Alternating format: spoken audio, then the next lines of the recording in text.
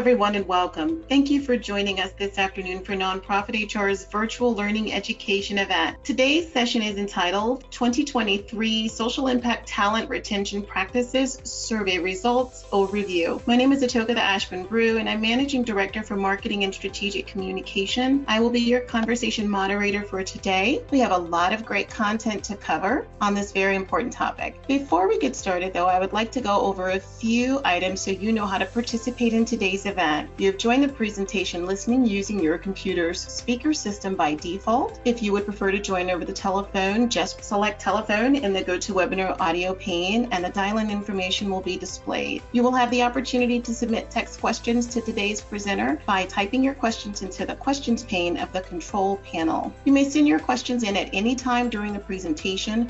We will collect these and address them during the Q&A session at the end of today's event. Today's event is being recorded and you will receive a follow-up email within the next few days with a link to the recording and the slides. We're being joined today by our special guest, Lisa Brown Alexander, who's Nonprofit HR's founder, president, and CEO. Again, you will be able to ask questions of Lisa during the event and afterward. And now a little about Lisa Brown Alexander. If an organization can strengthen its internal talent capacity, it can better serve the community and those in need. That's Lisa Brown Alexander's mantra, and she has been beating the drum for it for over 23 years. Driven to serve the often overlooked human resources needs for the social impact sector, Lisa set out to build a market where one didn't exist. She founded Nonprofit HR, the leading talent management firm in the country that works exclusively with the social impact sector.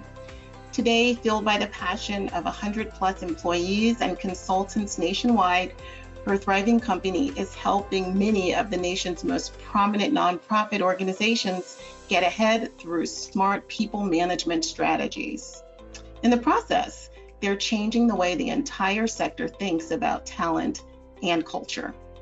And now, without further ado, I'd like to turn it over to you, Lisa, to start off our program.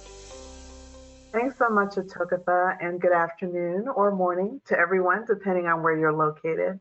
We're delighted to welcome you to this important conversation about social impact talent management or talent retention practices, Let's go ahead and get started. But before we do, I'd like to just share a little bit more information about Nonprofit HR and the work that we do to support organizations across the country. We are, as Atokatha shared, the leading source of innovative talent management and talent acquisition services, as well as data such as the data we're sharing today for the social impact sector. As the founder of the firm over the last 23 years, it's been my pleasure to lead our work, and I continue to be inspired by the work of organizations across the sector. If we can be of support to you in any way, certainly don't hesitate to reach out. Our services span a broad spectrum and the totality of the talent management space. On screen, you'll see a quick summary of services and how we can be of support to you and your social impact. Again, don't hesitate to reach out if we can support.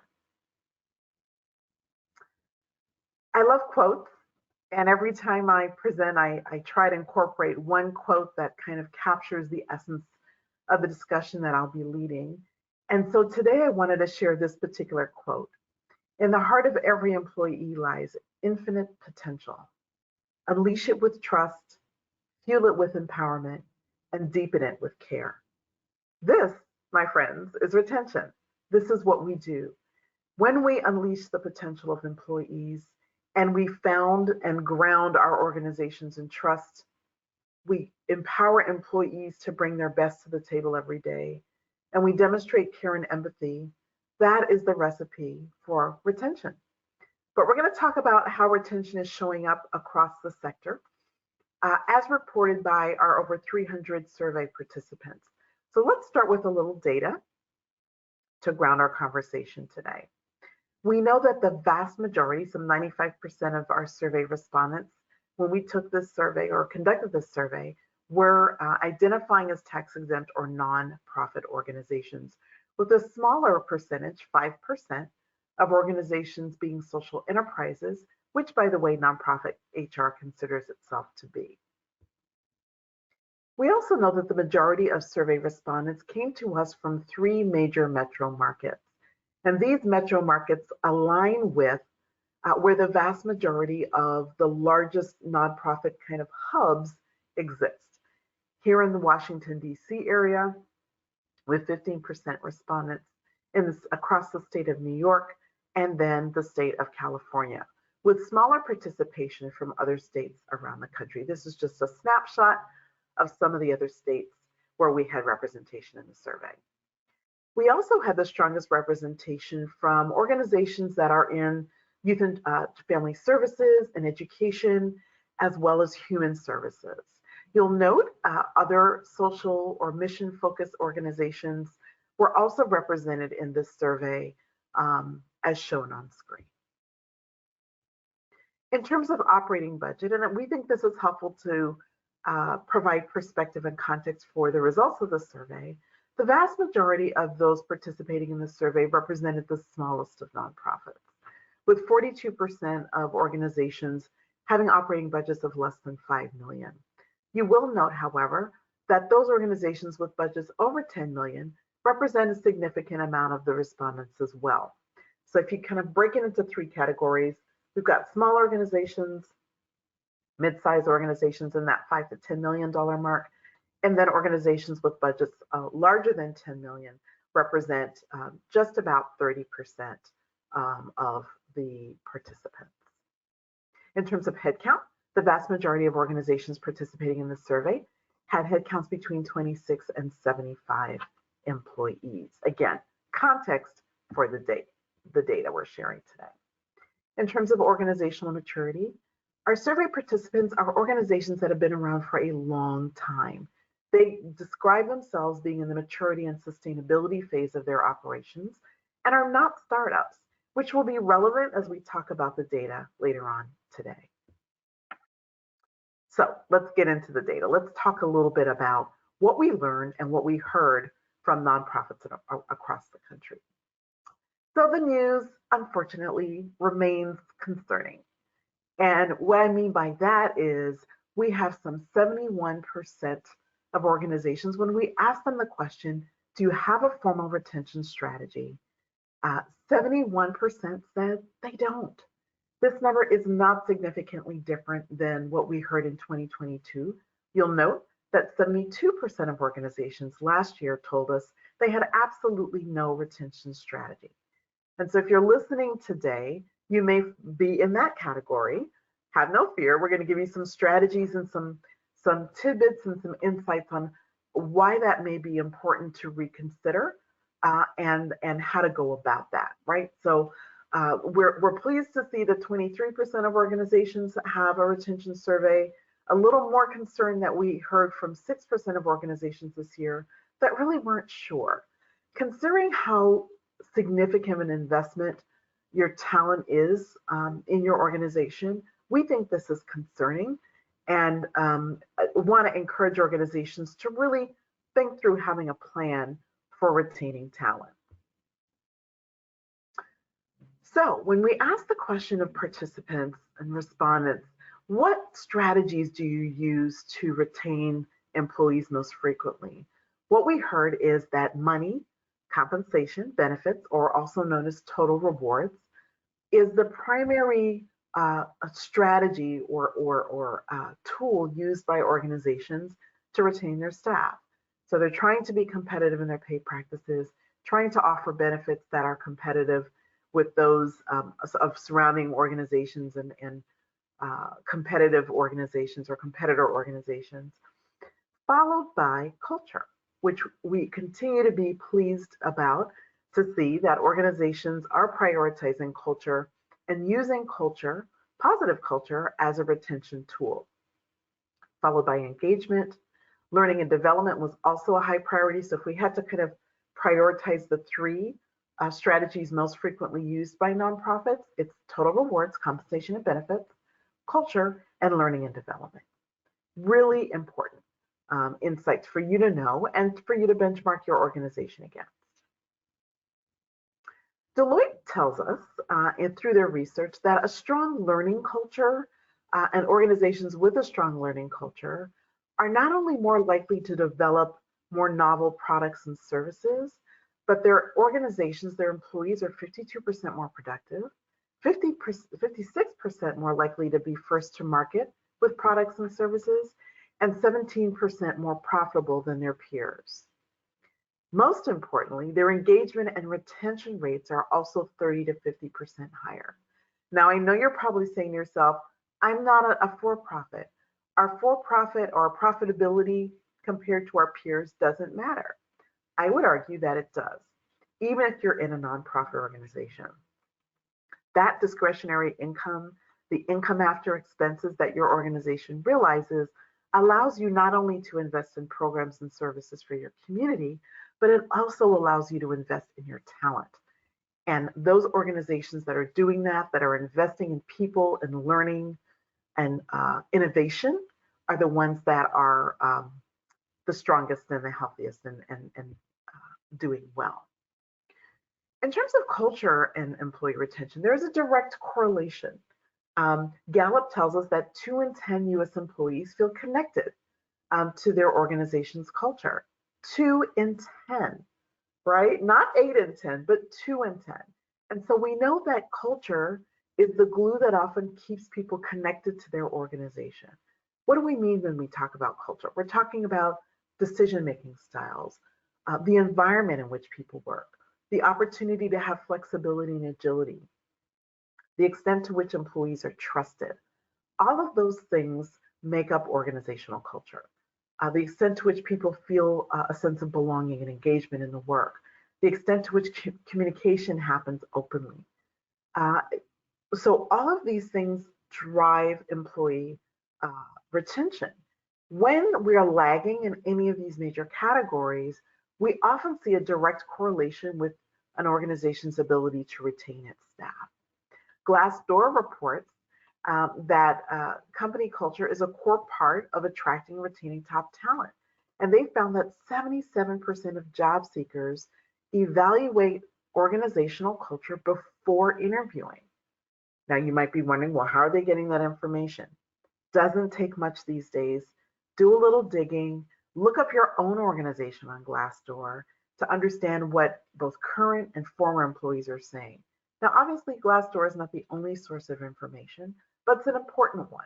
And for job seekers, that's important.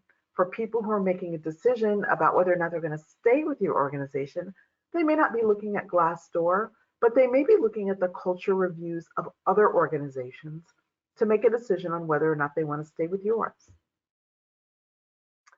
Leadership.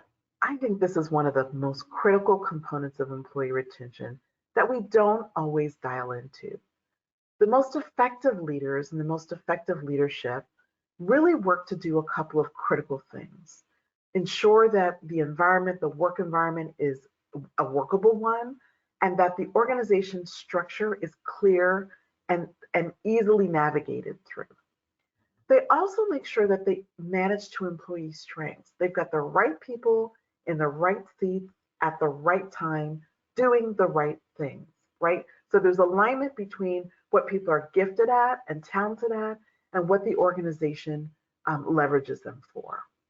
Trust is a hallmark of the most effective organizations. And when leaders consistently demonstrate trust and effective and open and transparent communication, that is also has a sticking kind of factor, right? And encourages trust by employees, and it also helps them to make a decision on whether or not to leave or to stay. We know that COVID has really transformed the way we all look at well-being, including our employees, top performers and otherwise. And so organizations that focus on and promote balance and well-being for their employees, that they recognize burnout is a real thing and address it proactively, are the organizations that we see that tend to be able to retain their most critical staff. And then finally, but certainly not least, fostering growth and development, meaningfully investing in the continued professional development of your staff is a wonderful way to drive retention. When it comes to learning and development, there are a couple of things that we encourage. Push learning early and often. What does that mean? Instead of waiting for employees to be with your organization for 1, 2, maybe 3 years, what we're seeing more and more of the most progressive organizations is an early investment in learning and development of employees without fear that these employees may leave you after 2 or 3 months or 6 months, but making meaningful investments in creating an environment for them where they can feel like they can continue to learn and augment what they're bringing to the table and learn what they need to be successful in their respective roles. We also see organizations making learning a ritual, meaning a regular part of the fabric of the organization, not episodic learning once a quarter, once a year, but ongoing, continuous learning. And one of the ways that that can happen is through making space for self-directed learning, where employees are encouraged to continue to strengthen their core competencies and to expand and grow those competencies beyond what they know to new competencies. We're also seeing organizations move to provide more coaching beyond the C-suite. So traditionally, coaching has been seen as something for executive and senior management leaders. But what we're seeing is more and more organizations, particularly post-COVID, when managers and even non-managers have a multitude of complexities that they're dealing with on a personal and professional level, we're seeing organizations benefit from coaching at all levels in the organization, certainly with the highest performers, as a strategy for retaining their staff. So that's some of the data. Let's move on to talk a little bit about what types of metrics organizations are tracking. So the good news is some 70% of survey respondents are tracking some metrics at some level related to retention, with only 20% not retaining or, not tracking retention metrics. That's an improvement over last year, which we're glad to see, right? So we saw a 6% increase in organizations that are tracking metrics, retention metrics in their organizations. There are two types of retention metrics that we see organizations tracking: quantitative and qualitative. So let's talk about the quantitative retention metrics that we've been tracking for a few years now that we've been doing this survey. What we heard last year was that 96% of organizations were specifically tracking turnover. We saw a little bit of a dip this year with the number of organizations tracking turnover, but that number is still high. And so turnover is essentially how many people are leaving your organization over the course of a year. We're also seeing organizations track by tenure. How are they keeping people based on their length of service? Not a huge bump or change in how many organizations are tracking tenure as a function of retention, but glad to see that that's happening. Where we saw the biggest shift was in first-year resignation rates. So what we saw last year was 51% of our survey respondents were tracking the rate at which people were resigning within their first year of employment.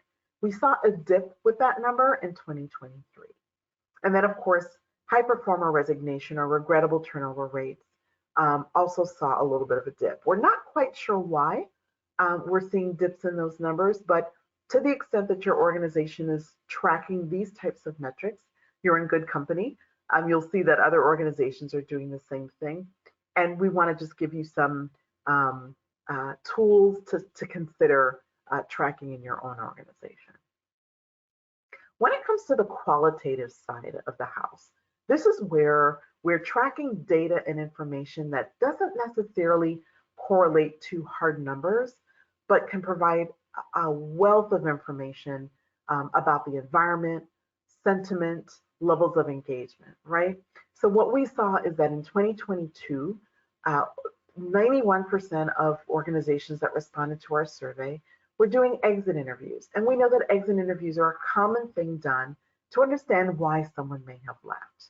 We argue, and we're glad to see progress around the practice of the use of stay interviews.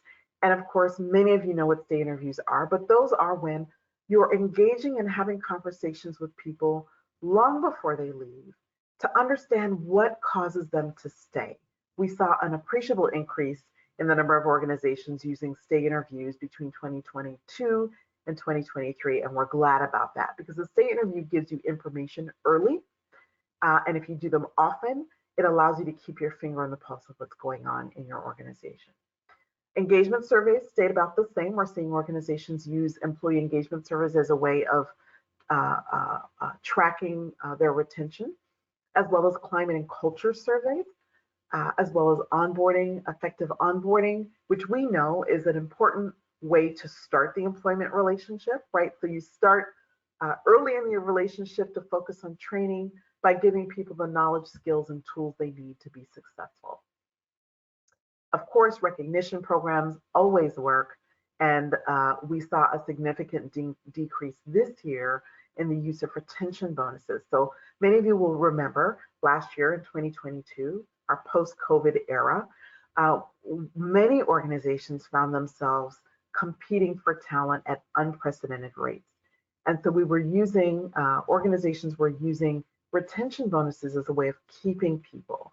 We saw a notable dip in that practice for 2023. And then, of course, long service bonuses, also a slight dip. And some of that we attribute to shifts in the economy, uncertainty about whether or not we're actually in a recession, and organizations wanting to take a more conservative approach when it comes to total rewards. We asked our survey respondents, who are they sharing this retention metric data with?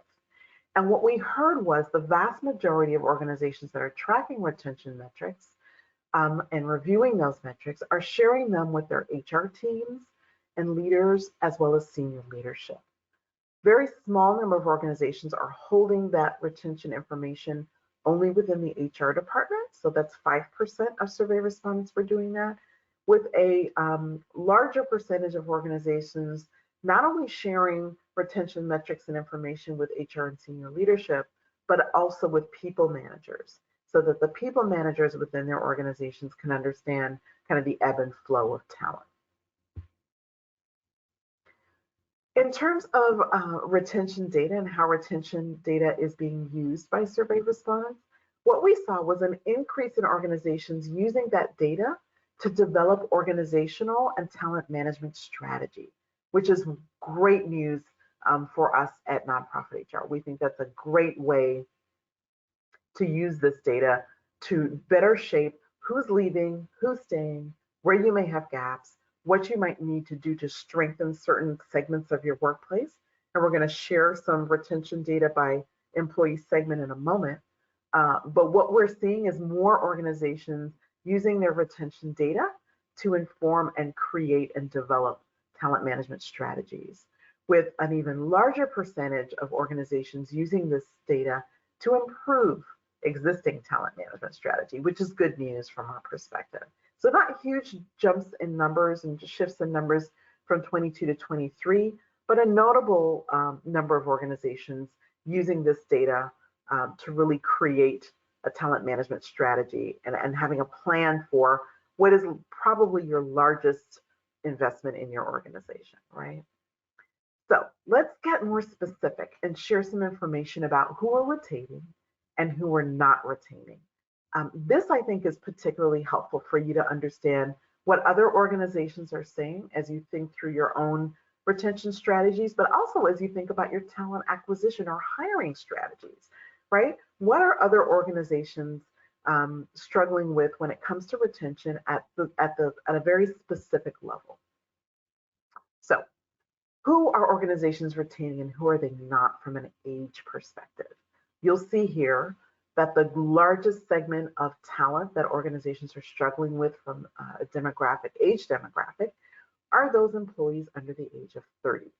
They are the ones, early career professionals in most cases, who are moving from job to job, or who may have higher levels of dissatisfaction between their expectations and what they're actually realizing.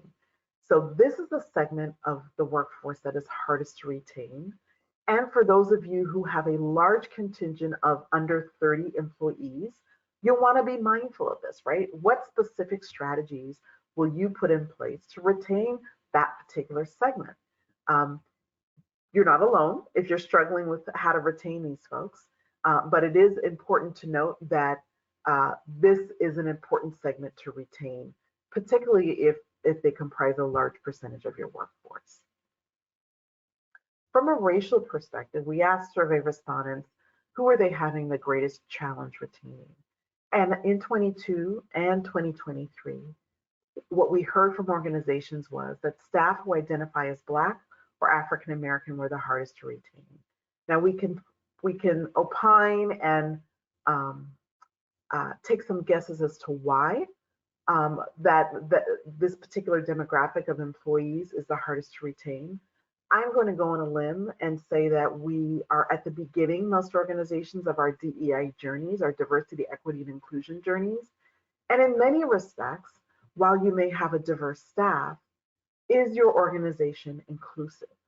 Does it foster a culture of belonging where staff who identify not only as Black, but as Latinx and Indigenous and have multiple ethnicities and races that they identify with, do they feel a sense of belonging in your organization? Now, the good news is 39% of organizations this year said, you know what, we don't have a challenge with retaining staff by race. But it's notable that 21% of organizations are challenged with retaining their African American or Black staff. When it comes to gender, no surprise here, women remain the hardest segment of the workforce to retain, with some 30% of organizations reporting women or those who identify as female being at 30, being the hardest to retain. Last year, that number was 36. Now, last year was closer to kind of the height of COVID, where we saw a lot of people who identify as female leaving the workforce to prioritize caregiving, whether it's of children, parents themselves, other loved ones, and that number is coming down somewhat, but we are seeing women, when compared with other genders, being the hardest to retain.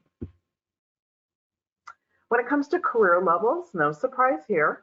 Our entry-level staff are the segment that we find hardest to retain. No major changes between last year and this year. It does appear that organizations are having an easier time retaining mid-career professionals year over year. So last year, 40% of organizations were reporting a challenge with retaining mid-level staff, whereas this year, only 34% of organizations are reporting the same thing. So progress there, as we know, mid-level staff are critical to most organizations' operations. Area of work. This is probably one of the greatest challenges that we've seen year over year when conducting this survey. And the data this year are no different than what we saw last year. That program staff, those who are on the front lines, those that are delivering services and programs to the community are the most challenging with retaining in the nonprofit workforce. No surprise there. These are the folks who every day are in the trenches, doing the work, community facing, and are in many instances facing high levels of stress, burnout, which we know is a real thing, particularly in the months and years immediately following and during COVID. But this segment of your workforce, as reported by our respondents, continues to be the hardest to retain. So what does that mean? What should we do with that data? That means that as you think about the landscape of your organization and your workforce, it might benefit your organization to have a specific retention strategy for how you are going to keep your program staff. When we look at the other staff across other areas of work, they pale in comparison to program staff. And so if you are a community-facing, community-entrenched, program-driven organization, aligning your retention practices and strategies to focus on this particular segment of your workforce is not time wasted, but in fact, time well spent. Immediately following the program staff are folks who fall into multiple other categories, as well as those in operations, administration, and facilities. So how does turnover, change from year to year? How is it looking different compared to last year? So what we're hearing last year, what we heard last year was that organizations were expecting a 31% increase in their turnover last year. 28% were expecting a decrease, and 28% last year did not anticipate much change. This year, those numbers have shifted, with 23% this year anticipating an increase in turnover, meaning they're expecting turnover to slow down when compared with last year. 39% saying, you know what, folks are holding fast. We're not expecting a mass exodus. We're not going to see a great resignation 2.0, right? Or a great exodus or great alignment 2.0. And then 26% of organizations reporting that they're expecting that their turnover will decrease in 2023 when compared with 2022. So lots of data here for you to consider and to benchmark your own organization against. I want to pause for just a minute. We've shared a lot of information. Atokatha, do we have any questions that, clarifying questions we need to address? Lisa, no clarifying questions, but questions are certainly coming through. Would you like to take one or two? Take one or two. Let's do that. Okay. What do you think about entrepreneurship as a retention strategy? I think it's a wonderful retention strategy if your organization's culture supports innovation, agility, and entrepreneurship.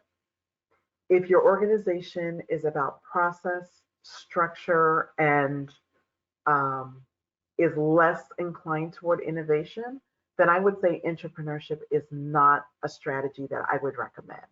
So there has to be alignment between what you might use as a strategy and the culture that you actively have in your organization. Otherwise, your desire to use entrepreneurship as a retention strategy may not stick, right? If the environment is not ready to embrace the kind of creativity and innovation that is oftentimes stimulated by using entrepreneurship and intrapreneurship within your organization. Lisa, here's another question. What can you say about organizations, or can you speak more to organizations that have been deeply impacted by retention or mission types? Rephrase that question for me. The question is, they're looking for an understanding on mission types that may be more impacted by losing their talent, or department areas.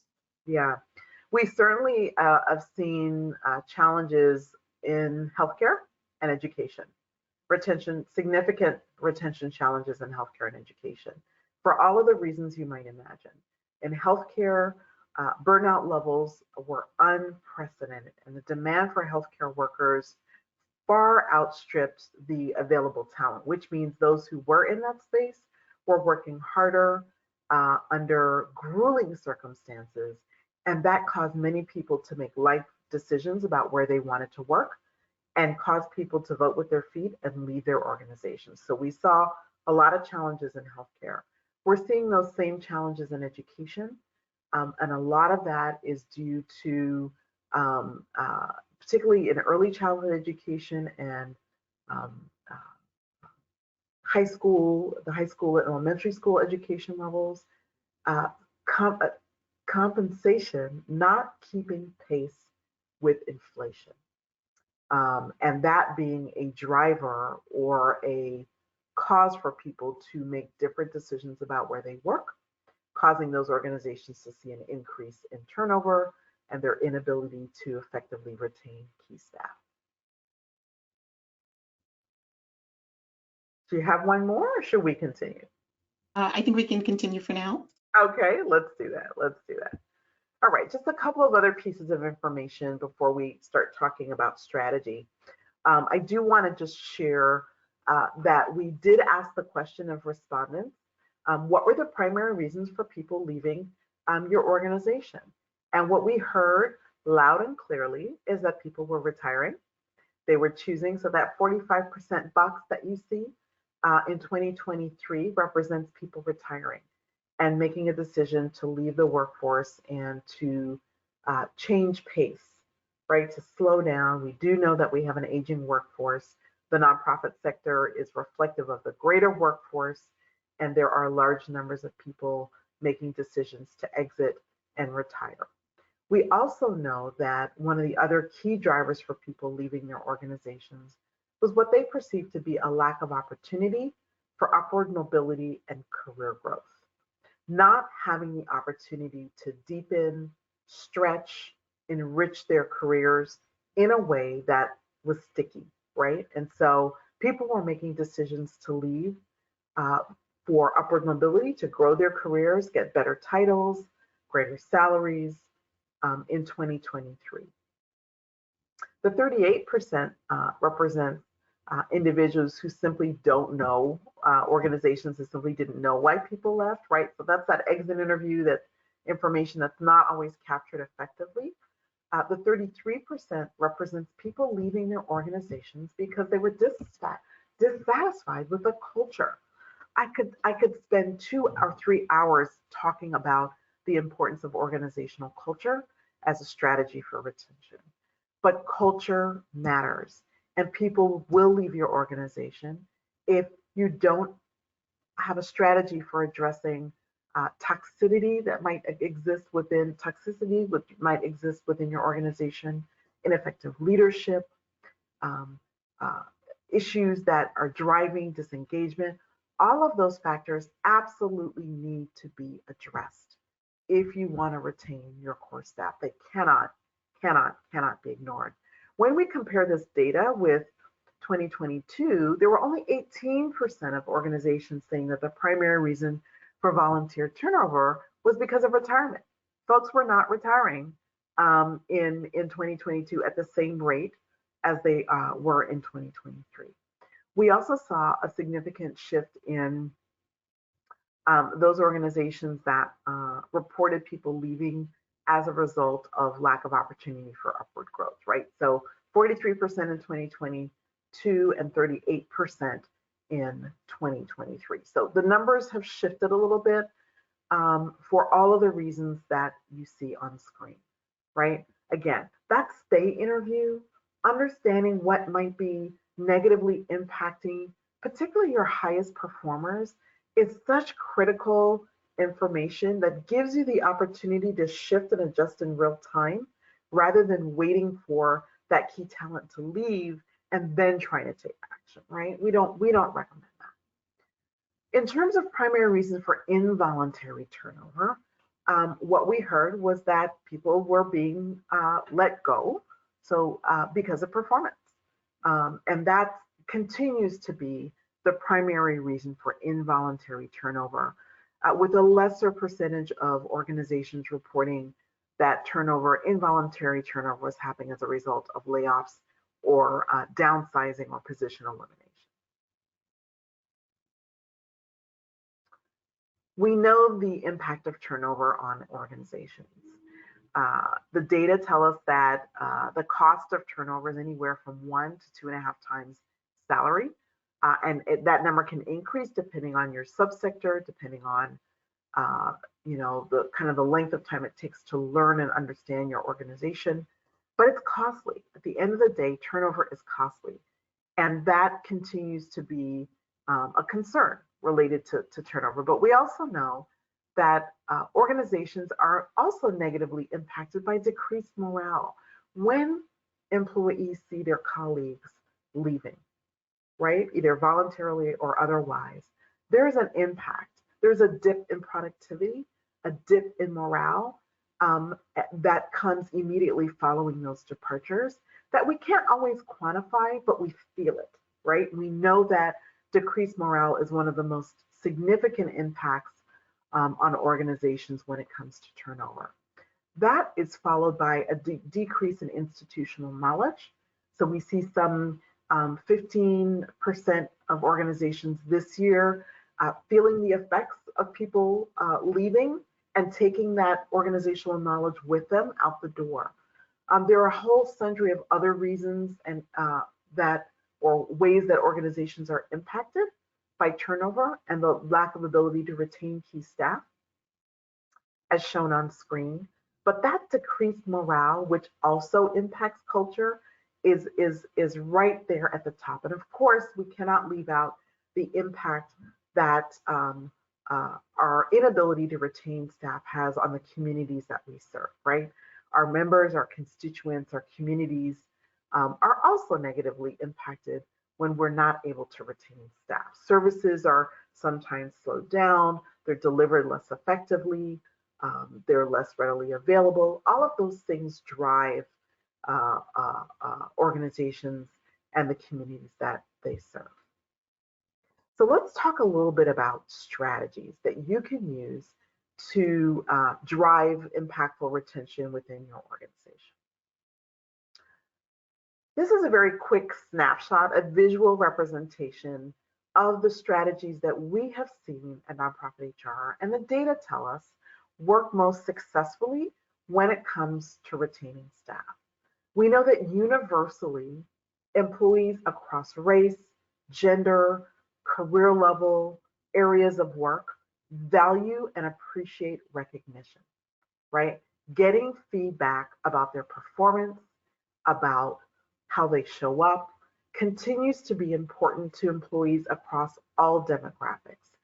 And so, to the extent that you can have a recognition and feedback rich culture, that is one of the most successful strategies used for retaining staff. For them to hear, thank you, well done, giving folks praise and recognition for their contributions to your organization's success. And so that's something that we don't want to diminish. It really takes up a lot of oxygen for employees. And the lack of recognition can cause employees to question their value to your organization and cause them to question whether or not your organization is where they want to be. We know that COVID changed the game around flexibility. I cannot overemphasize the importance of having a flexible, agile work environment that allows people, to the extent that you can, to determine how they work.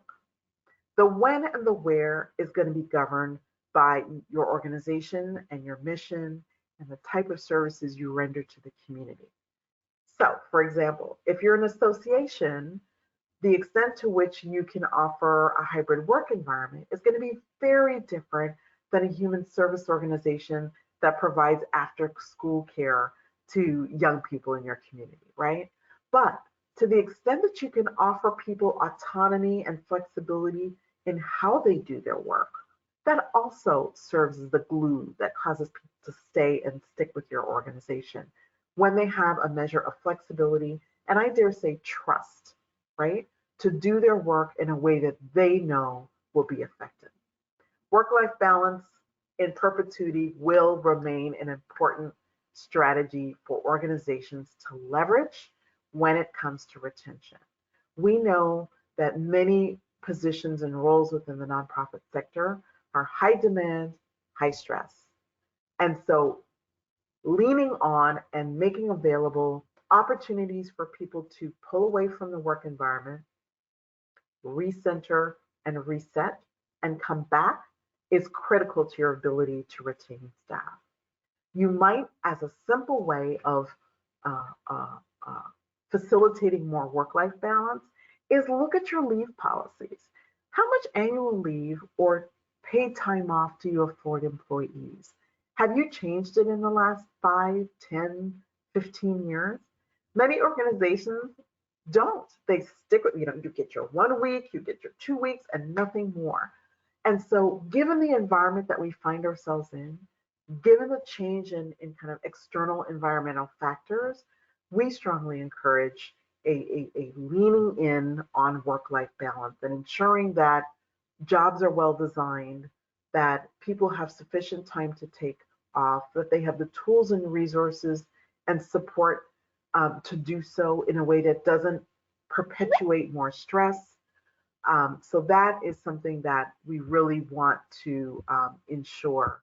We also know that competitive pay it remains a universal truth in terms of retention strategy, and that paying competitively, understanding your competitive pay position as an organization, is absolutely critical. People are continuing to leave organizations for more money. And so we cannot ignore the need for people to earn not only a livable wage, but a competitive wage. And so if you are unsure of your organization's pay position, we strongly encourage you to do the work to understand that and understand and look at your qualitative and quantitative data to understand if your salaries are what are causing people to leave. And to the extent that you can shore that up with adjustments to your pay practices, that will cost you less than them walking out prematurely, right? So the cost to adjust pay is oftentimes less than the cost of turnover. And so for those who are struggling with leaders in your organizations, or maybe board members who say we simply can't afford to increase salaries, you probably also can't afford to have employees continually walk out the door because of the impact that it has on your remaining staff as well as your constituents out in the community. Those organizations that are investing in learning and development are the ones that are winning talent. Learning and development has become a high priority along with recognition and feedback for many, many in the nonprofit workforce. And so to the extent that you can continue to create space for self-directed learning, coaching, stretch assignments, cross-sharing of work, upskilling, reskilling, all of the things that foster an environment of continuous learning, that will also help to retain staff. Now, learning alone will not do the trick. As a matter of fact, none of these retention strategies by themselves will be the glue that causes people to stay. It's the combination of these retention strategies that will ultimately drive whether or not people choose to stay at your organization or move on. And then, of course, the social impact sector, the nonprofit sector, has a leg up compared with the for-profit world when it comes to meaningful work. Knowing that there's a connection between what you do every day and the public or those that you serve, right? And so meaningful work is an asset that needs to be leveraged across the nonprofit sector as you advance your talent acquisition and hiring strategies. How are you selling the meaningfulness of the work that you do in your organization every day? Center it, not only for those who are considering your organization, but reminding staff that what they do matters and is meaningful and is changing the lives of other people. Not only does that feel good psychologically, but data and the research tell us that meaningful work is a significant tool for retaining employees when other things fail. All right, let's cover just a few more things. We had some discussion internally about retention in a hybrid workplace, and I know that some of you in our pre-webinar question and answer period, you expressed an interest in understanding how the hybrid workplace has been affected, or how retention has been affected by the hybrid workplace. And what we know is that those organizations that offer that measure of flexibility that we talked about earlier are the ones that are winning that retention game, right? They're winning the war on retention, keeping employees in their organizations. Why? Because in most hybrid work environments, there is an understood measure of trust that even when you are not physically in our space as an organization, we trust you to do the work when you're offsite, right? That trust cannot be sufficiently underscored in this conversation. Trust is also the glue that holds organizations together and supports retention strategy. And so when you can afford that through a hybrid work environment, to the extent that you can, I recognize that some missions you just cannot deliver your services in a hybrid environment. But those organizations that have done that have seen increases in retention and certainly stability in their retention practices and results.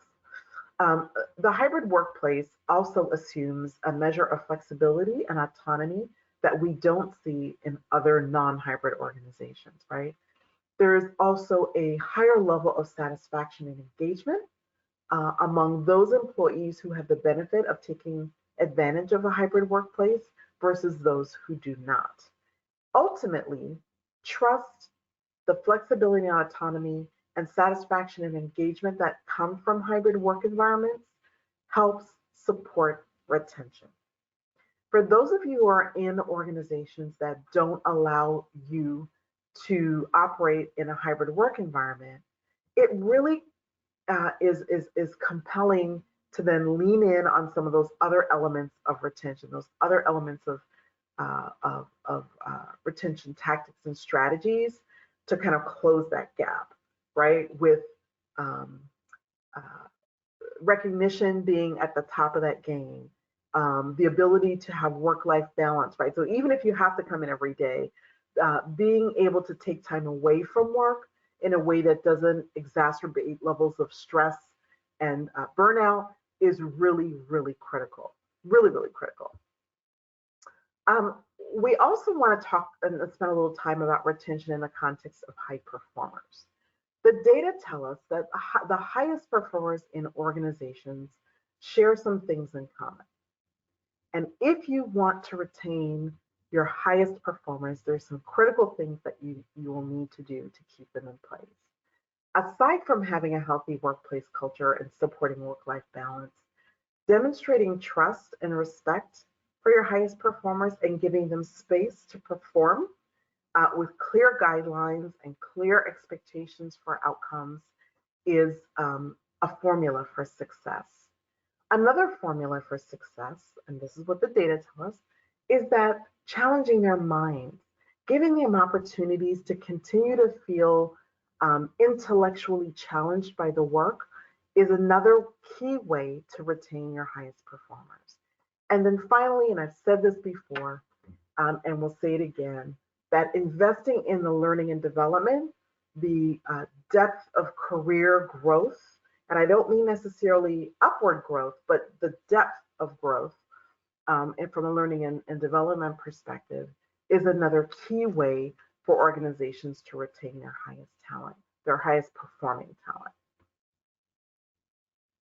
Failing to offer flexible work arrangements is a significant risk to an organization's hiring, engagement, performance, well-being, and retention strategies. This comes from Gallup. Gallup has a wealth of information in the retention space. We have years and years of retention practice survey data that we encourage you to look at as you think about your organization and who you need to keep, the impact of not being able to keep them, the cost of them departing both financially and otherwise, certainly reputationally. All of those things are core to supporting an environment and a workplace that retains the best talent. That is the end of our prepared content for today. What we want to do is allocate and spend meaningful amounts of time answering questions. This is my contact information. Certainly feel free to reach out with any specific questions that you have. Our strategy and advisory team stands ready to support you with any specific retention strategy development that you might have. But with the time we have remaining, I want to be able to answer your questions, that anything that might be burning in your mind or in your heart that we can talk about related to retention today. So with that, I'm going to turn it over to you, Atokatha, to share any questions we have. Thanks so much, Lisa, and thanks so much to our attendees for being here with us. And we appreciate all the content that you've shared today, Lisa, and we've got questions pouring in. So I'll jump right in. If you have any questions that you'd like to ask of Lisa, please put them in the chat pane or the questions pane on GoToWebinar, and we'll get to as many of them as we can today. Lisa, the first question is, what do you see as most responsible for retention? Most responsible, I would say leadership. How leaders lead, how they show up, how they operate, absolutely drives the culture, the organization's practices, management practices, right? Because management emulates leadership in many instances. They follow what their leaders are supporting and demonstrating. And so leaders have a huge responsibility to create environments where people want to stay.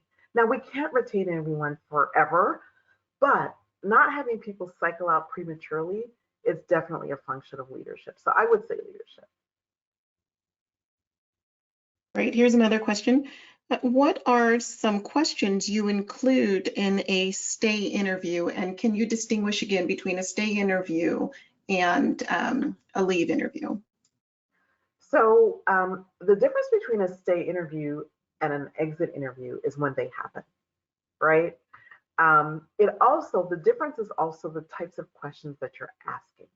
And so, for example, in a stay interview, the focus is on what is working and what is not.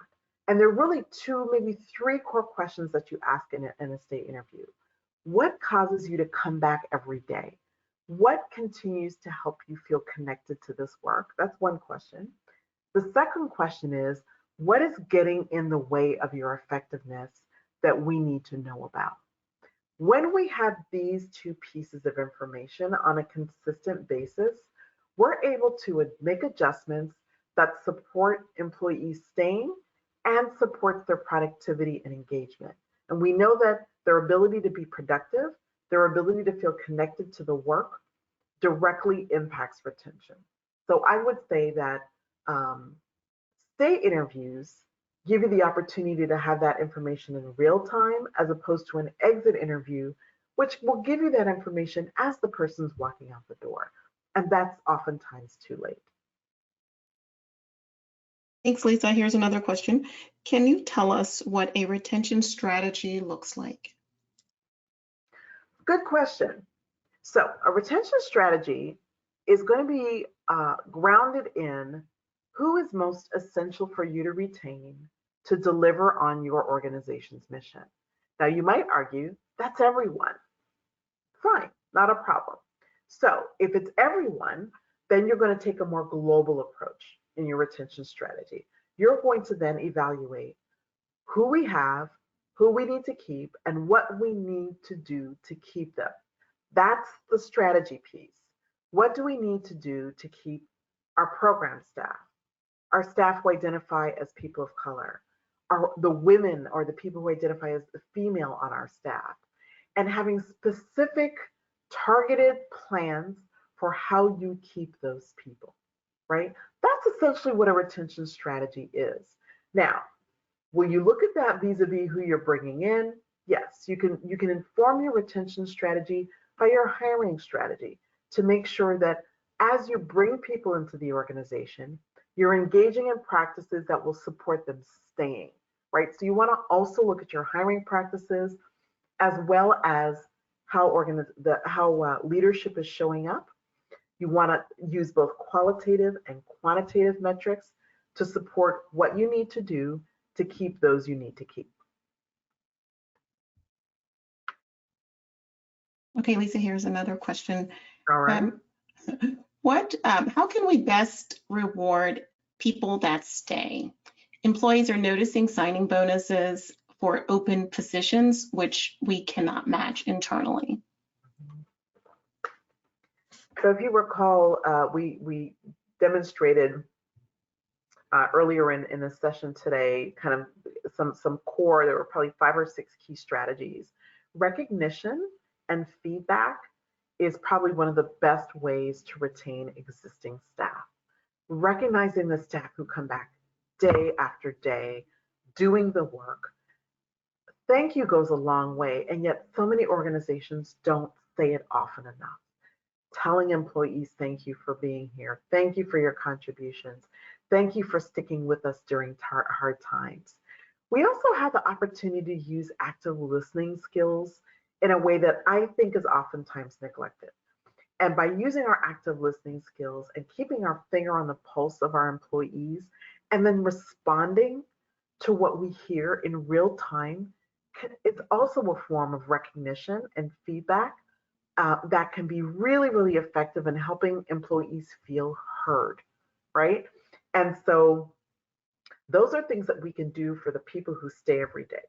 Tell them thank you consistently, often, in a way that is meaningful to them. And it doesn't have to be with money. It can be with time. It can be with gifts of appreciation in small ways. It can be recognition by the community, which often goes a long way. And then we also want to make sure that employees have a voice and know when they have a voice versus a view versus a vote, right? And understanding when um, uh, they can be heard, when they can speak up, and being able to share their feedback in a way that's meaningful and in a way that you respond to. And that doesn't mean giving employees everything they want, because in many instances we can't, right? But conveying that we heard you and here's what we can do is a great way to retain the staff who show up every day. I hope that answers that question. I think so, Lisa. And here's a follow-up to your stay interview response. Huh? Is it typical to conduct a stay interview as best practice, or is it more when there are signs when someone you'd like to retain plans on leaving? What signs are there? Well, that's two different questions. So, best practice is to conduct stay interviews on a regular basis. Once, twice a year, you can combine it with your, if you've got an annual performance review process, you can connect it to that, or you can simply have focus group stay conversations with individuals and groups of individuals that you're particularly concerned with retaining. The second part of that question, I believe, was remind me, I'm sorry, I just walked out of my head. That one had to do more with, do you conduct them because you recognize that someone you'd like to retain is leaving? It's often too late, right? I think the part of the question was, what are the signs that someone is disconnecting? That's correct. That was the final part, yes. Yeah. What are the signs? And so nothing new in that space, right? The signs are decreased productivity, increased absenteeism, conflict with colleagues, general dissatisfaction and disengagement, vocalized discontent.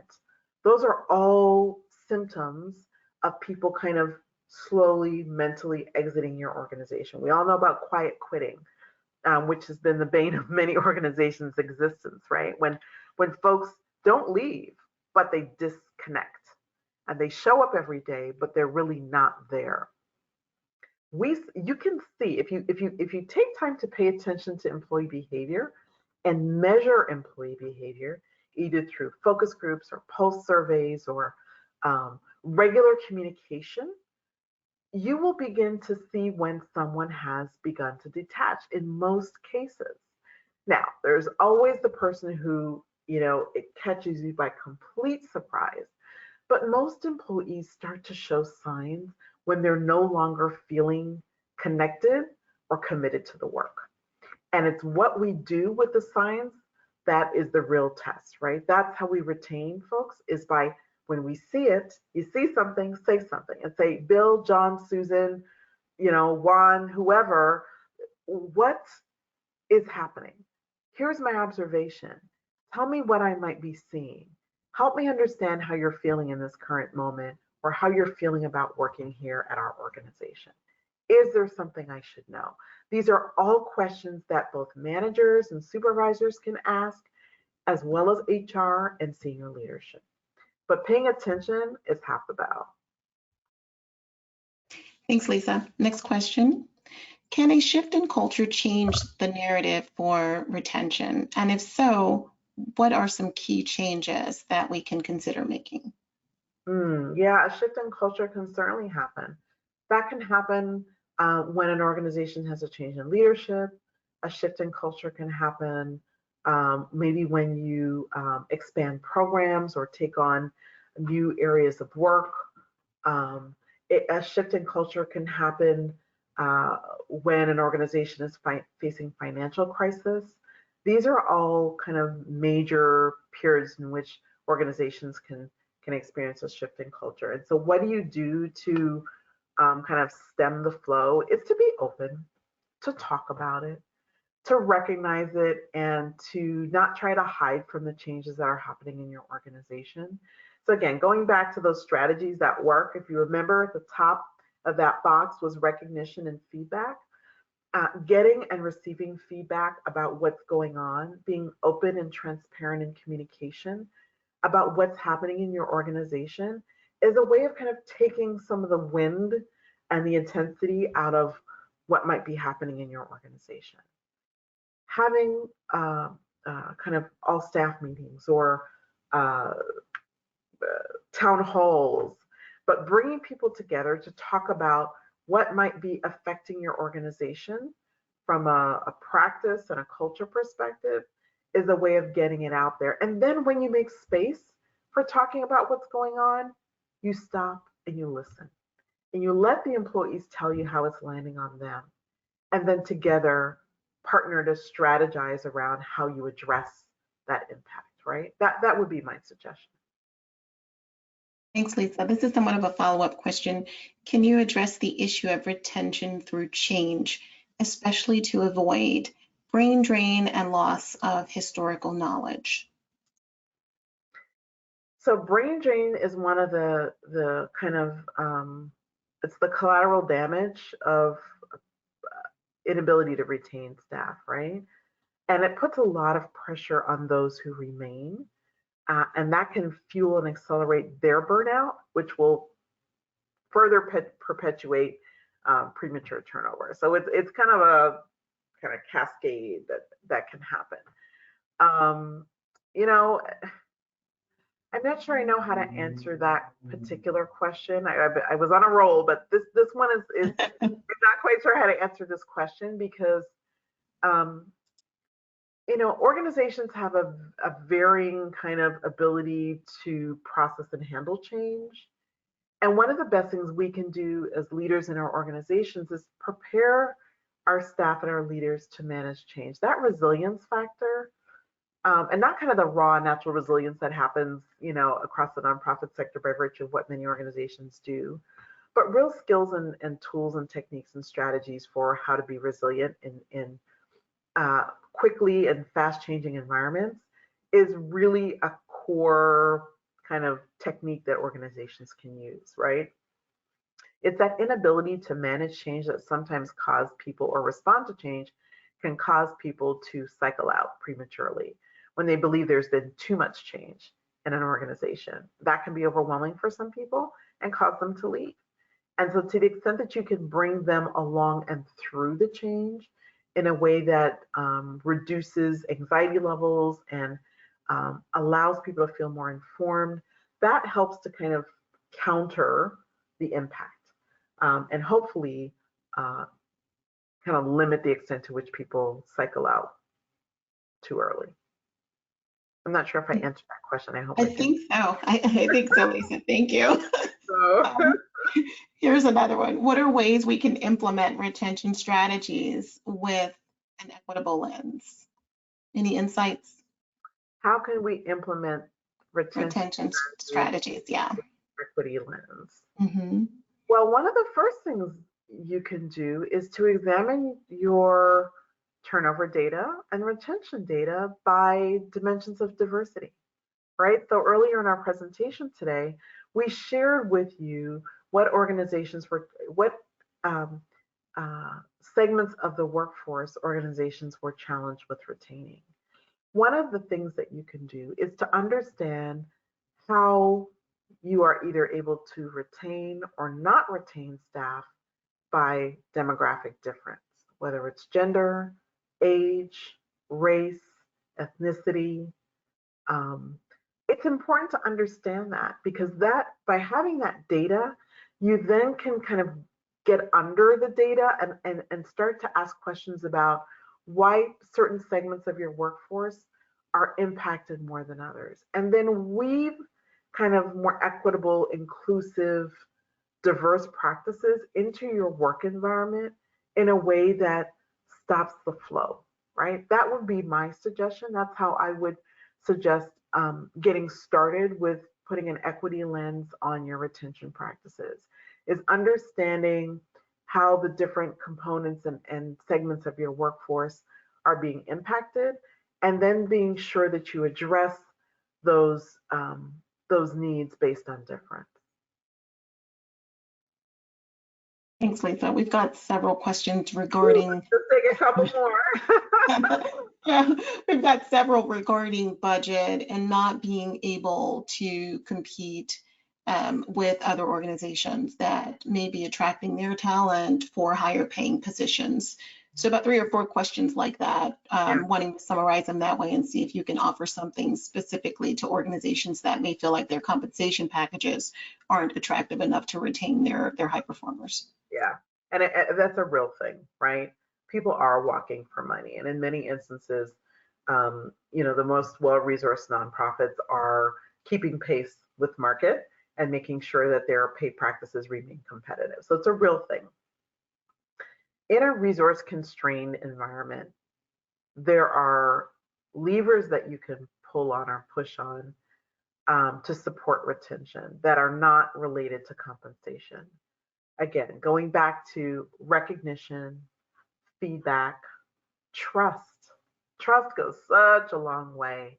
Creating a culture of trust is critical and can really help to retain staff. When you think about two organizations, one that really centers trust and ensures that leaders and employees are trusting of each other and that they've created a trusting environment, but that doesn't pay well, and you contrast that against an organization that compensates very well but does not have trust embedded in its environment and its culture, the organization, 9 times out of 10, the organization that pays well but doesn't foster a culture of trust will have as many or more retention challenges than the organization that does, right? Trust in employees goes a long, long way. So does listening. And so trust and listening don't cost money. Open communication and feedback doesn't cost money. Ensuring that people in your organization feel a sense of belonging, that they matter, that their contributions are valued, doesn't cost money. Those are all qualitative actions that we can take to say, I see you, I value you, we need you, we thank you, and being open about what you can and cannot do from a compensation perspective. It's when we kind of put our heads in the sand and bury our heads and behave as though money doesn't matter, that's when we really get caught up. But if we can openly say we have some financial constraints that don't allow us to pay market competitive rates, but here's what we are deeply committed to ensuring, that you will never have to question whether or not we trust you. You'll never have to question our commitment to work-life balance. You'll never question our commitment to recognizing you for what you do. That matters. And it matters to people who are connected and feel passionate about your mission. And so leverage that, lean on that, pull that lever if money is an issue for your organization. Thanks so much, Lisa. For our last question, I'd like to pull together several that are similar as well and offer that to you. And it's really around employee burnout. And so several questions regarding burnout and feeling as if they're not sure of how to do more for their talent when they feel like they've done a lot already. Mm-hmm. Burnout is often a function of a couple of things. Poor job design, disparate duties combined into one, insufficient staffing, grueling high stress work, right? Those are all things that contribute to burnout. And so how do we examine how we've designed our roles, how many disparate duties we've kind of lumped into one job? And that happens, the smaller your organization is, the more likely it is that you've got these hybrid roles that have nothing to do with each other, but get kind of stuck together as a way of making up for insufficient staffing. But those are areas where if we can be more thoughtful about how we design roles within our organizations, making sure that people have the tools and the resources to do the work they've been asked to do, that supports or helps to stem the impact of burnout. And we don't often look at burnout that way. We just say, oh, so-and-so is tired and they're exhausted, but why? right? Is there something within the way the role is designed or the work is carried out that is exacerbating this burnout? And getting underneath that and really rethinking how we structure roles, and rethinking the tools and resources we make available to people to do that work is really important and can help to support burnout. It also helps to prevent burnout when we recognize that people need a break, and giving people time away from work and leaving them alone when they leave work for a short period of time, and making sure that they can do so in a way that supports their ability to reset and reset. Thank you so much, Lisa, for responding during our Q&A session. Really appreciate it. Thank you to all of our attendees for being here with us today. That's all the time we have for Q&A. If you would like to know more about our events that are coming up in 2023, be sure to visit us online at nonprofithr.com/events. Also, be sure to complete the feedback survey that will pick up once the webcast has ended. Your comments will help us with our planning, and they do inform our topics as well. If you'd like more information about how Nonprofit HR can support your nonprofit organization, please email us at solutions@nonprofithr.com or visit us on nonprofithr.com. Lisa, I'd like to turn it back over to you for a few seconds if you have any final points or thoughts you'd like to leave with our audience regarding talent retention. I don't, but know that we have resources available to support you. Every organization's needs are different. Look at who you're keeping and who you're not, and develop a plan. Don't let it happen by happenstance. Get out of that number of organizations that don't have a retention strategy, and really focus on prioritizing that as a way of being a good steward of the talent at your organization. Thank you so much for joining us today. I hope you enjoyed our presentation, and I hope it was helpful as you consider retention at your organization. Thanks so much. Thank you, Lisa.